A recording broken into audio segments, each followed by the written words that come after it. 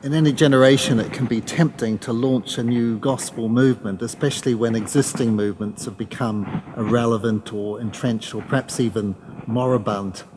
But what about the whole question of giving an old organisation a fresh look and fresh leadership? And that's the question we want to discuss today. And I've got with me here today John Stevens. And John, you are the Director of the Fellowship of Independent Evangelical Churches, the FIEC, in the UK. You've been doing that since 2010. You've also recently planted a church in your own area. Prior to that, you were the pastor of a new church plant in the city of Birmingham in the UK. And then you've got a long background in law. You were a lecturer in law at the University of Birmingham. So we're really interested to learn from your whole experience with the FIEC, lessons that others could apply. So I wonder if you could just set the context for us, first of all, by explaining to us what the history of the Fellowship of Independent Evangelical Churches is. Well, Peter, thank you very much for asking me for this interview. It's a privilege to be able to take part in that. The Fellowship of Independent Evangelical Churches was founded in 1922. So it's quite recent. Out of a vision to help independent churches to be able to work together and support each other. It was founded by a man called E.J. Poole Connor, who had been a deputation secretary for a mission working in the Middle East. And as he travelled around the country, he visited non-denominational churches. And he was struck by the fact that they were isolated, sometimes small, that their pastors were not particularly well trained. And so he had a vision for enabling them to work together to gain some of the benefits that denominations have, but without the power structure of a denomination. So without compromising their independence or requiring them to sort of be united on a variety of secondary issues. So the FIEC was founded by a very small group of about 18 churches on an evangelical basis of faith that honoured the authority of Scripture. And the founding intention was to enable those churches to support one another. He quaintly called it a society of mutual helpfulness. And the idea was that pastors would be able to support each other and avoid isolation, that they'd be able to work together on providing adequate training for pastors, that they'd be able to support each other in church planting and new gospel initiatives, that they'd be able to provide accreditation for ministers so that they could have the same status in society as ministers in other churches, and also so they could work together on providing practical and legal advice to churches to ensure that they operated in an appropriate way within society according to the law. So the burden was lifted off the local churches. So that's where the FIEC began. And then through the sort of first 70 or so years of its history, it grew, partly as new churches recognised the value of working together and standing together.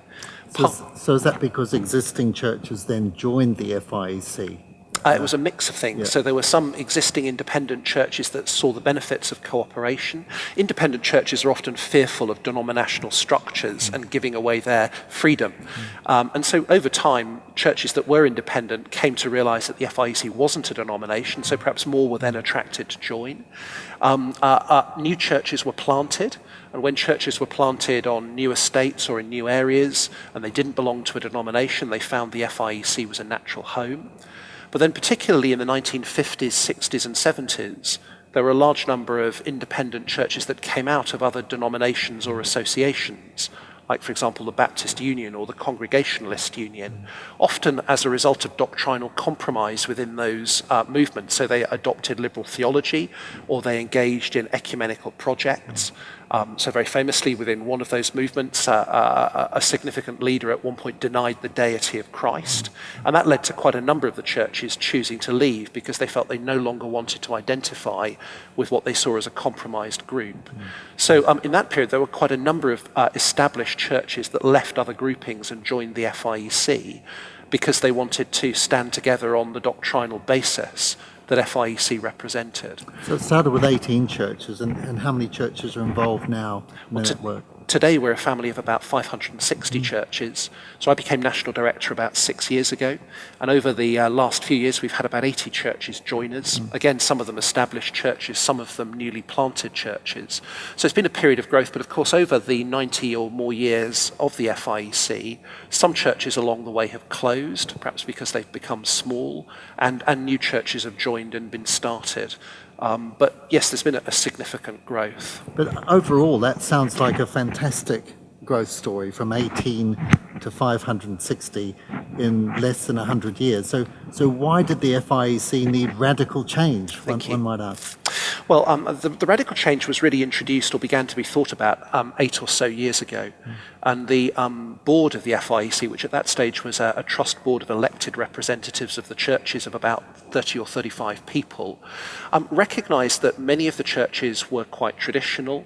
FIEC had gained a reputation for being doctrinally faithful and to stand for the orthodoxy of the gospel.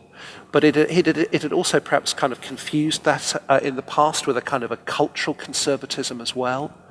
So the FIEC had not changed its fundamental convictions, but it was certainly the case that a younger generation was not identifying with the FIEC because of that sort of cultural conservatism. And the FIEC had been under-resourced. There were very few staff to serve the churches.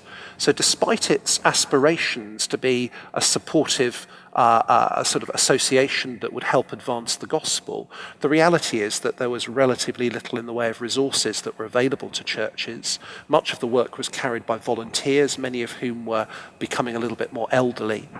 So there had been very significant achievements of the FIEC. We'd run a conference for church members that had been very successful and had had several thousand people coming to it. The FIEC had put together a training scheme that had had a number of people trained and raised up for gospel ministry through that. The FIEC had supported some church plants in some very deprived areas. So there were some real significant achievements.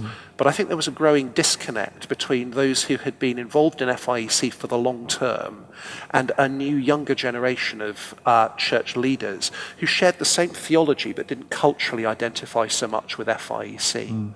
So it was doctrinally sound on a good foundation, but there were issues about structure, resource, finance, training, being culturally relevant and engaged. I think so, and I think for a younger generation of leaders there were also other movements that had developed within the UK that were more youthful, that seemed more effective in engaging with the culture, which were probably more reflective of larger urban contemporary churches, whereas many of the FIEC churches were perhaps in smaller towns, suburban situations, and just had a more conservative feel. So to some extent it was a recognition of a generational difficulty. And I think the danger facing independent evangelical churches in the UK was that the new generation wouldn't identify with FIEC, but would instead either start new movements or belong to other movements that were being started. Yeah, and I guess many people will be able to identify that. So for a gospel movement facing these kind of challenges, what are the key components of I guess, structural change that you need? Well, for the FIEC, I think there are a number of elements to the structural change that were very significant. Firstly, the decision-making system was very unwieldy. So a council of 36 people drawn from the churches was not a very effective decision-making body for strategic planning. So I think the council recognised that, and they chose to be replaced by a trust board that was down to 12 members. So they took the step of recognising that they needed a more streamlined decision-making process. So does the council still exist and feed into that discussion, or did you... The council was abolished and replaced by a 12-man trust board. So effectively it became a smaller body serving the same function. But the second part of the the new structure was essentially the appointment of a new full-time executive to lead the organisation. So prior to that, we had had a revolving 3-year presidency in which one of the leaders of our churches would serve as president and but that was would lead the alongside council. other church duties? Yes, they would be giving a third of their time to that work. So is your role a full-time role? So my role is a full-time permanent role. And I think that was a recognition that unless there was sort of staff with time to be able to develop the vision, it just simply wouldn't be able to happen. And the problem with 3-year presidencies is in a 3-year period, a person usually spends the first year understanding what the job is. The second year they're able to do it, and the third year they're preparing to give up. And then they're passing on to someone who has to learn the whole thing all over again. Indeed. So you can't really develop long-term strategic projects particularly well. So the appointment of an executive to lead the organisation and the ministry under the authority of the trust board. And then the recognition that we needed a new staff team to come and help that leader to be able to deliver the vision. So as part of the planned changes, we wanted to bring in a number of members of staff to lead key areas, particularly training, mission, and pastoral care for pastors of churches. And I think that was because we recognised both that there was a need to connect with the younger generation of churches, but also there was a demand by many church leaders for far more support in their ministry. So I think the challenges of ministry were increasing. Whereas the previous generation had tended to think that if we simply stand firm for the gospel, that's faithfulness and that's what is needed. The younger generation realised that they were facing much more significant gospel challenges in a secular culture. And therefore, I think amongst the younger generation of leaders, there was a desire for much more proactive support, a desire to want to work together for the gospel, to cooperate on church planting. So that they wanted a much more active partnership and cooperation between the churches to advance the gospel. So in order to advance the gospel and perform those functions, there had to be a change of structure in governance. Council becomes trust board, in appointing a national director, and in appointing people with specific portfolios of ministry within the church as well. But what about reshaping the FIEC as a gospel movement? How did you achieve that, and what's your strategy for doing that? Well, I think the structural element was sort of one part of enabling a gospel vision to develop, but as part of this transformation, I think there was a recognition of a need for a leadership that would be able to provide a new gospel vision for the FIEC. So in some ways the structure was put in place, and then I was asked to come and become national director with the goal of providing visionary leadership for the churches. And I'd been a pastor of a relatively recently planted church that had grown. I'd been involved in some of the other gospel initiatives that the sort of a younger generation of churches had been involved in. I'd created sort of other initiatives that churches had been involved in. And I think the council, as part of this restructure, wanted to bring in leadership that would be able to provide that vision and a new perspective and an ability to connect with the younger generation. So they had the big vision of wanting to become a gospel movement, but they wanted to ask somebody to come and carry that vision to the churches and bring the younger generation in behind that vision. Now, how has the oversight role changed here? Can you unpack this a bit more for us? Because you had this 30-odd person council. You've now got a much smaller trust board. Are they doing the same thing, or is the trust board performing a different role from that of the old council? No, the trust board is performing a quite different role. Under the old structure, the council was a mix of governance plus also delivery. So much of the work was done by members of council and done through committees of council. The shift to the board was very much a shift to a governance model in which the primary responsibility of the board is to oversee the governance of the FIEC as a whole, to make sure it remains compliant with its doctrines, that it fulfills its legal responsibilities, and to hold me to account in the delivery of the vision that's agreed by the FIEC. So instead of a council which exercised much of the sort of power and the activity itself, it's rather more the case that the board empowers myself as the national director and then the staff to deliver the vision of the fellowship. So the trust board is now really about governance and oversight, Yes. but the delivery has been delegated to the national director and ministry leaders. It has, but there's an awful lot of interaction between the board and myself. I have a very good relationship with the chair and the members of the board, so we meet at least 3 times a year for 24 hours. There are lots of smaller meetings and conversations outside of that. So the board is very actively involved in scrutinising what's happening, in helping the development of the vision. I share my ideas with the board, they refine them, we work on them. But in the end, the board gives me a considerable amount of autonomy within that framework to be able to deliver the vision of the fellowship. And what that's done is it's made our decision-making more streamlined, and it's made it possible to do things more quickly and to respond to situations more rapidly. So in the past, there was a degree of institutional drag, which meant perhaps we weren't able to do things that were needed and make decisions in the best way. Whereas now there's an awful lot of ability to be able to respond rapidly to perhaps events that occur, opportunities that arise, which wasn't the case before. So new structures, new gospel vision and focus, but what does it then mean to refresh an established movement as opposed to planting a new one altogether? Well, I think in many ways it's about changing the culture of the organisation and then changing the perception of the organisation that within the kind of wider community and the wider Christian world.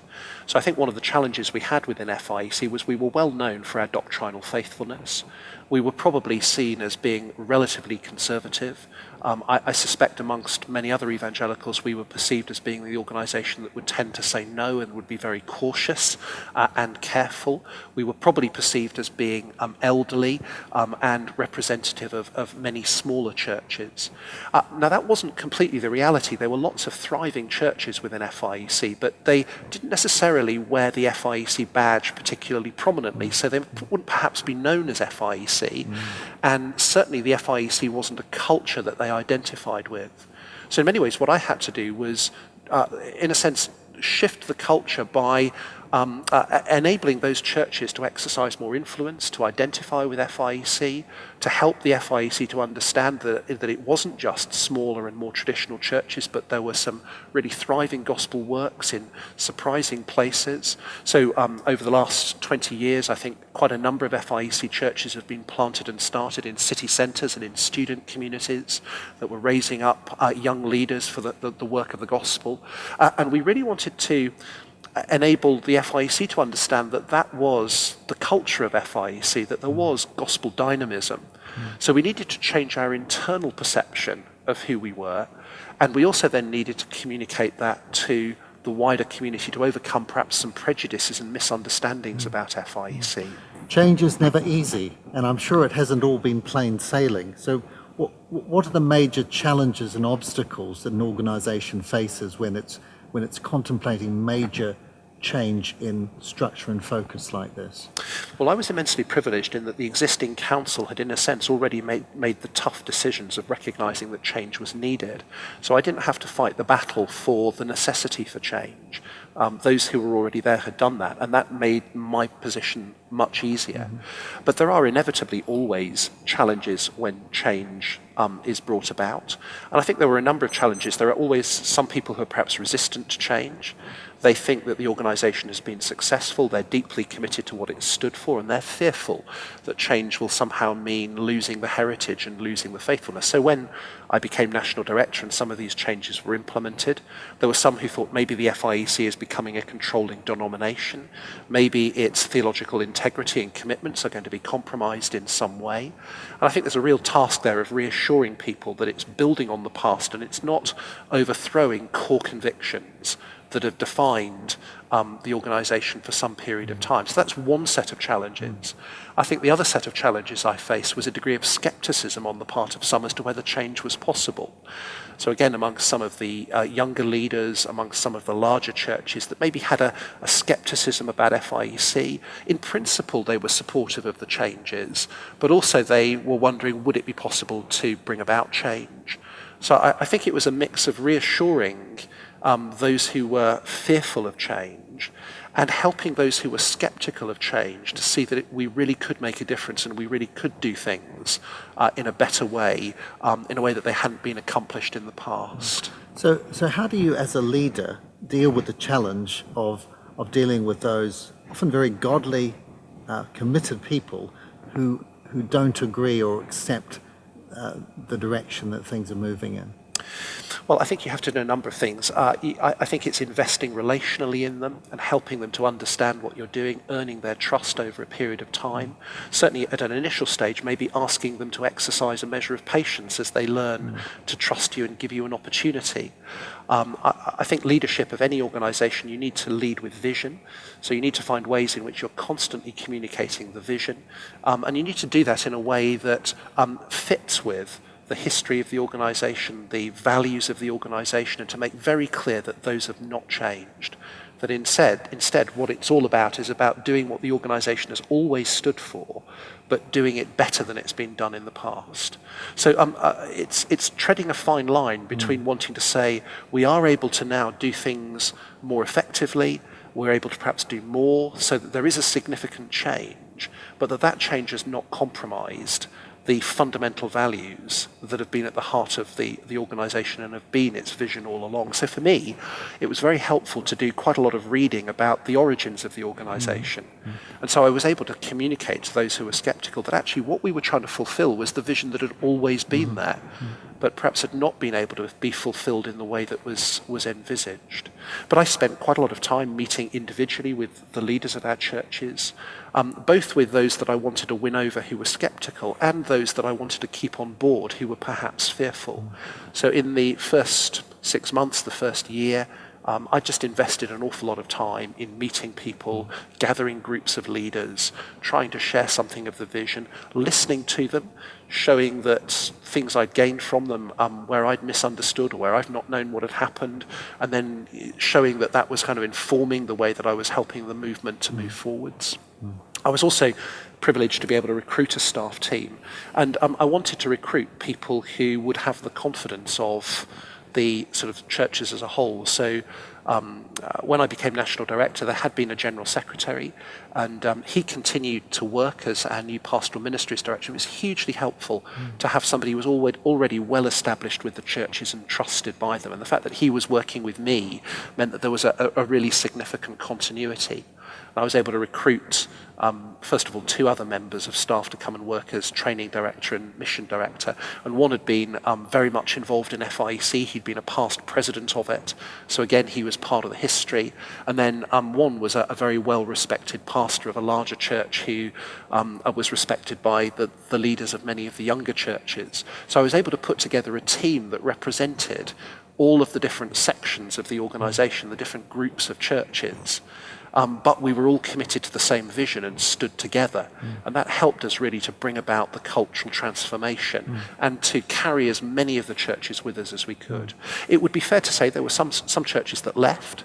So there were a small number of churches, often smaller and more conservative churches who, as they saw the unfolding vision to be a gospel movement, felt they didn't want to be part of FIEC anymore. For some of them, they were fearful that it was becoming more denominational and they prided their independence. I think for some, they had relied on FIEC to, in a sense, underwrite their conservative position. And so their reason for belonging to FIEC was that they sort of were grateful that there was an organisation that were in effect confirming the rightness of their stand. Some of them find it more difficult when they discovered that there was a greater breadth of ministry style within FIEC and that it was no longer affirming their style as the right style. And so at that point they felt that they didn't want to be part of the fellowship anymore. How's this whole process been for you personally? Because you've come to this role with a lot of experience and relevant skills, and yet you've had to lead an organisation through significant change. What new ministry lessons of leadership have you had to pick up over the last few years that others might benefit from? Well, I think the first thing to say, it was an absolute thrill for me to be given the opportunities to lead the FIEC. I'm a committed independent evangelical church leader, and I believe that is the biblical ecclesiology, that the biblical pattern is that churches are independent and they should be led by their own kind of elderships.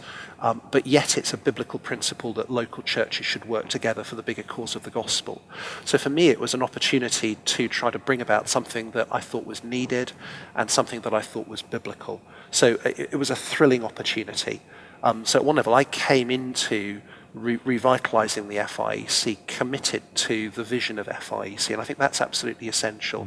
I wasn't trying to rescue an organisation that I didn't believe in. I had a strong and clear vision for the role people that saw FIEC you as should one play. of them, sharing their values and coming out of the movement. Absolutely, and I think in the UK at the moment, something like 97% of people are not born-again evangelical believers. There's a massive missional task. So the need to work together as a gospel movement that is seeking to proclaim Christ to the nation was just something that I was absolutely committed to. Having said that, my experience had been as a church pastor, although I did find that my leadership within universities actually was helpful. So I had been deputy head of the law faculty at the University of Birmingham, which was a 1,000-student faculty. So I'd had to do some things in terms of charity compliance, budgeting, working with staff in my university context at a higher level than my church. And actually moving to an organisation, in God's providence, that experience, which I hadn't really understood at the time, was actually hugely helpful to give me some of the skills that I needed. But I think for me, one of the big challenges was moving from having led a church where I'd been the church planter. And when you plant a church, you're able to gather around you from the beginning people who are committed to you and committed to the vision, and you're able to build from the ground up. It was a very different challenge coming into an established situation and having to win people over. So for me, that took a period of time, I think, to work out how to lead when you're working with an established organisation, and you can't simply recreate it from the ground up in the way that you would want, but you have to incrementally change it. And as you do that, you also learn that some of the things you think you should have done probably aren't the best thing to have done. So I've needed to skill up in leadership. I've had a larger staff team that I'm working for. One of the aspects of our work is that we have a team of solicitors, a team of lawyers who work providing legal services to churches. That's an entirely new challenge for me. Again, in God's providence, having been a lawyer, I did at least have some understanding of how that works. But when I became a Christian and sort of felt called into ministry rather than law, I never thought I'd end up having to be involved in sort of the management of a law firm. But that was an area where I really needed to skill up. Are there any things that you would have done differently looking back? Yes, I think at the early stages, having come in from a particular perspective, I think I probably wasn't as sensitive to the faithfulness of those of a previous generation who'd taken a stand in very different circumstances. And I think that's always the danger of young leaders. You don't understand why an older generation took the stand that it did and how shaped they were in those circumstances. I think I've learnt to be more grateful for the gospel faithfulness that they demonstrated at a very difficult time.